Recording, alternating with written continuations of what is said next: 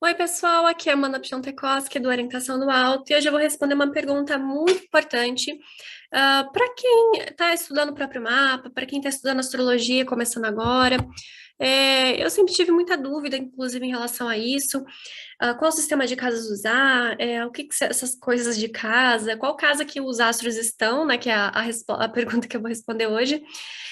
Porque, às vezes, dependendo do site que a gente monta, ou dependendo do sistema de casas que a gente usa, ou até mesmo pequenas diferenças de horário já podem dar muita mudança a respeito da casa que a gente está olhando para aquele planeta, né? Em qual casa que ele está.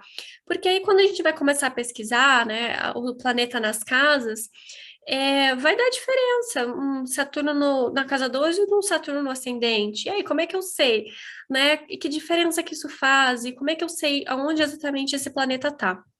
Então, eu vou mostrar aqui para vocês um mapa que ele tá só com os planetas da tradicional, tá?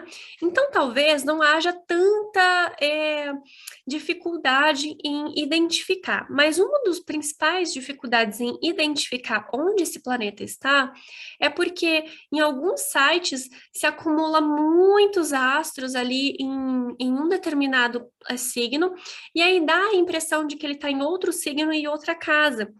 Então é importante a gente olhar exatamente os graus onde eles estão, né? Então, por exemplo, esse Mercúrio, ele está na casa 9 ou 10. E dependendo do site que a gente for utilizar, ou do sistema de casas, ah, do horário, se a gente muda 5 minutinhos ali, ou até se não tem a cidade, a gente coloca uma cidade perto, às vezes esse Mercúrio que está ali a priori na casa 9, ele pode passar para a casa 10, né? Porque a casa 10 nesse mapa ela abre a 5 graus de Gêmeos. Esse Mercúrio está a 3 graus de Gêmeos. E aí, mas alguns astrólogos me falaram que meu Mercúrio está no meio do céu não é a casa 10, né? Então, pode surgir esse tipo de dúvida, por exemplo. Porque a gente vai ter também algo chamado orbe. Então, muitos astrólogos, a partir de 5 graus de distância, vão considerar na próxima casa, principalmente se essa próxima casa tiver um mesmo signo. Então, por exemplo, a casa 10 nesse mapa aqui, ela abre em Gêmeos. E esse Mercúrio está em Gêmeos, e ele está ali a 2 graus de distância, menos de 2 graus de distância desse meio do céu. Então, muitos astrólogos podem considerar esse Mercúrio como uma força de casa 10, como uma força angular, porque está muito perto. Inclusive, está mais perto do que o Sol, que está 26 e está realmente na casa 10. Então, o Mercúrio ele pode acabar tendo uma expressividade maior, mais forte de cada 10 do que o próprio Sol, né? O Sol ali, inclusive, ele pode estar bem mais quase inclinado à casa 11. Só que o que que acontece? Por que que ele acaba não sendo um Sol de casa 11? Primeiro, porque a gente vai ter ali uma distância de 4 graus, ali até a gente dava para considerar alguma coisa. Mas a cúspide da casa 11 está a 0 graus e 16 minutos de câncer. Então, é um outro signo, que é o que acontece aqui, deixa eu ver com... Não, com a própria Vênus, né? Vênus está bem próximo ali da casa 10 também, assim como Mercúrio. Mas Vênus está no signo de casa 9, que é onde abre a cúspide aqui da casa que é touro, e ela está em touro, né? Então ela acaba tendo uma força maior de casa 9. Quanto mais perto da cúspide, mais força em relação à casa esse planeta vai ter. Se ele não está muito perto da cúspide, que é a porta, que a gente sempre vai olhar aqui, a, a partir do ascendente, daí depois, entre casa 1 e 2, a gente tem a cúspide da 2, entre casa 2 e 3, a gente tem a cúspide da 3, entre casa 3 e 4, a cúspide da 4, sempre nesse sentido, sempre vai ser a portinha, essa linha, tá? Então, aqui nesse caso, por exemplo, o Sol, ele está muito distante, então ele não vai ter uma expressividade tão grande para os assuntos de casa 10. A gente vai olhar muito mais o Mercúrio, até porque, além dele estar domiciliado, ele está com uma dignidade essencial, ele está com uma dignidade acidental de angularidade, ele rege essa própria casa 10, né? Então, a gente sempre vai ter que olhar o quê? O regente dessa casa. Então, o ascendente é regido pelo Sol, a casa 2 é regido pela Vênus, A casa 3 é regida por Marte, porque Escorpião está na cúspide. A casa 4, nesse caso, vai ser regida por Júpiter, porque Sagitário está na cúspide. Então, onde estão esses planetas? O que eles estão fazendo? Eles estão bem essencialmente? Eles estão bem acidentalmente? Como que está essa interação? Isso tudo é muito importante para a gente começar a fazer uma interpretação adequada, tá? Eu vou ter que dar uma parada porque minhas gatas estão aprontando. Sensacional, gente. Minha vida tem sido essa depois que eu com gatos. Imagina eu com filhos, né? Não sei nem se eu vou conseguir gravar. Então, assim, é muito importante a gente ver essa transição que os planetas estão fazendo e os planetas que regem essas casas.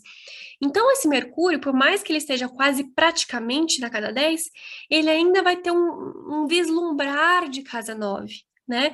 Ele vai ter alguns assuntos que talvez permeiem ali essa relação toda de busca filosófica, busca por algo maior, talvez até uma fé, uma religião, né? Assim, sem considerar o restante do mapa, só olhando para esse posicionamento e o que ele pode trazer para a gente de informação.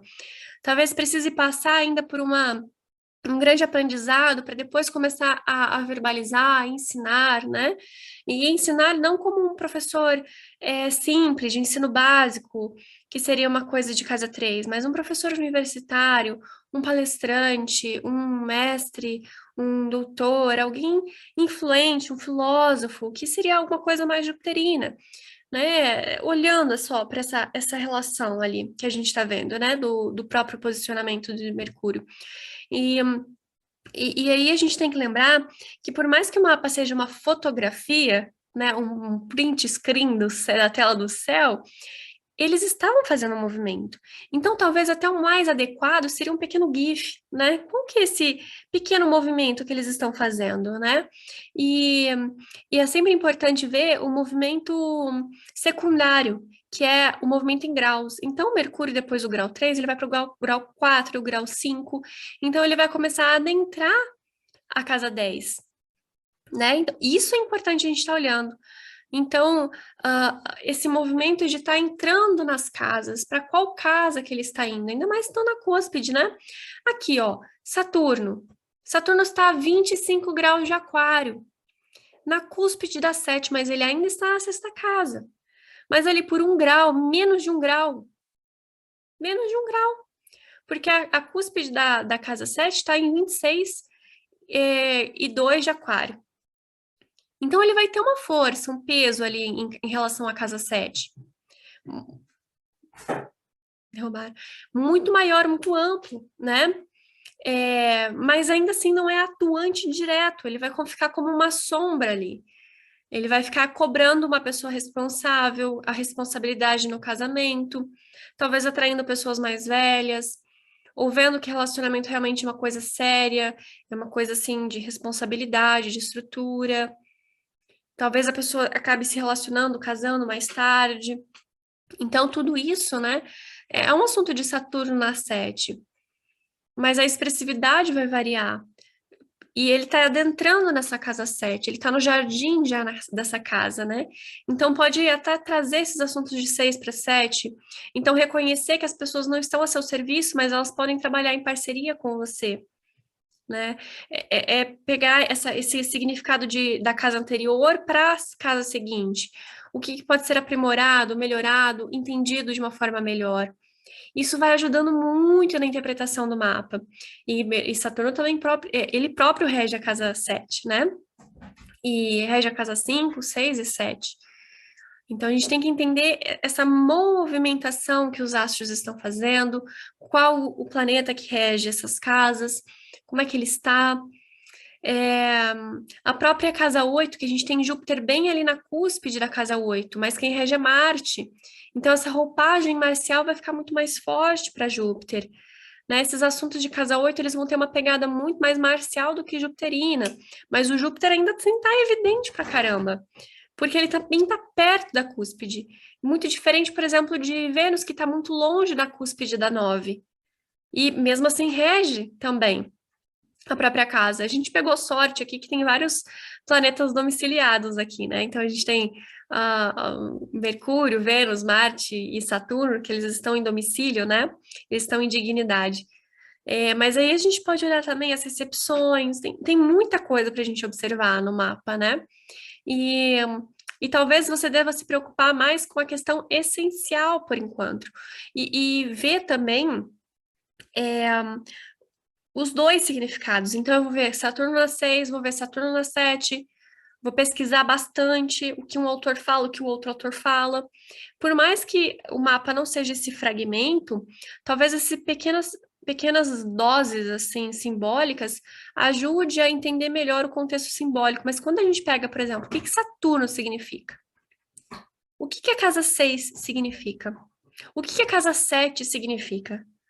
O que aquário significa? E realmente entender o símbolo a fundo vai ficar mais fácil entender o contexto geral. Então, o que, que é um Saturno na cúspide da casa 7, com ascendente em Leão, com o Sol em Gêmeos, com Mercúrio a 3 graus e 24 de Gêmeos também, pertíssimo do meio do céu, com Vênus a 23 graus e 30 minutos de Touro, perto do nó do norte, inclusive. Então, você vai olhar o mapa inteiro e vai conseguir entender melhor o significado dele, o simbolismo dele, sem precisar fragmentá-lo tanto, porque aí você já pegou a base, você já pegou a essência.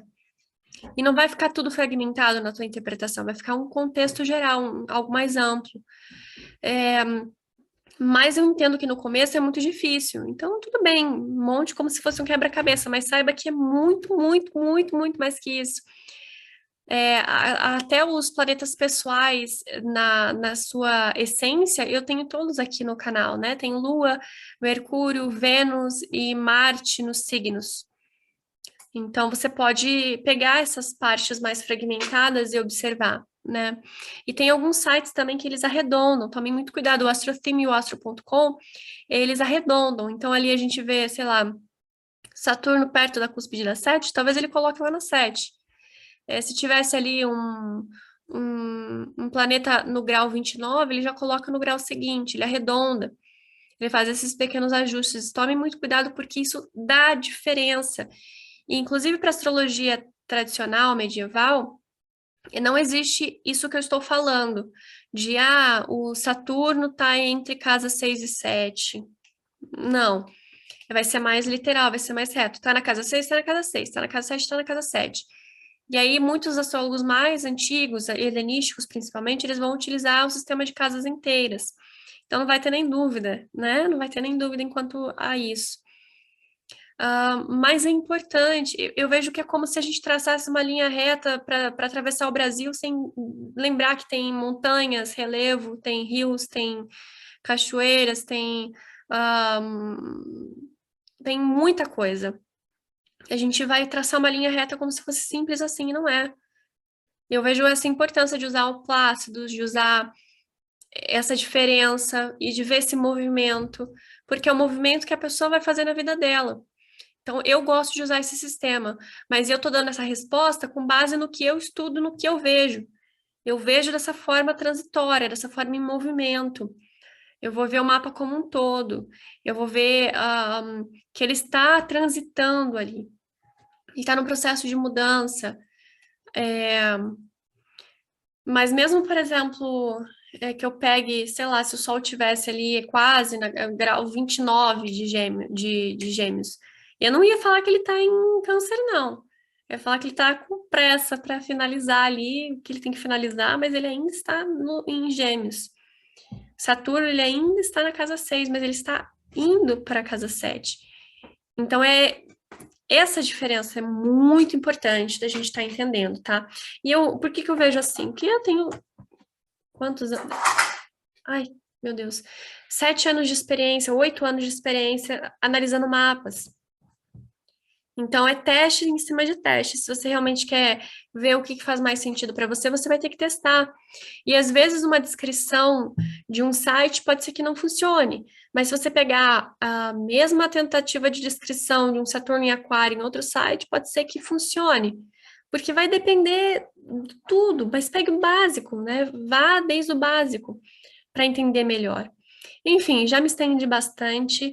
Eu acho que a dúvida ficou talvez mais dúvida, mas é assim como eu faço. E se vocês tiverem mais dúvidas, podem deixar aqui nos comentários, nas outras redes sociais, direto eu abro as caixinhas também. É, E é isso. Eu vou deixar aqui na descrição também uma aula que eu preparei, já tem um tempo já, que ela ensina você a ver o mapa, a ler o mapa, interpretar o mapa de uma forma mais rápida, e que se chama Astrologia Ágil.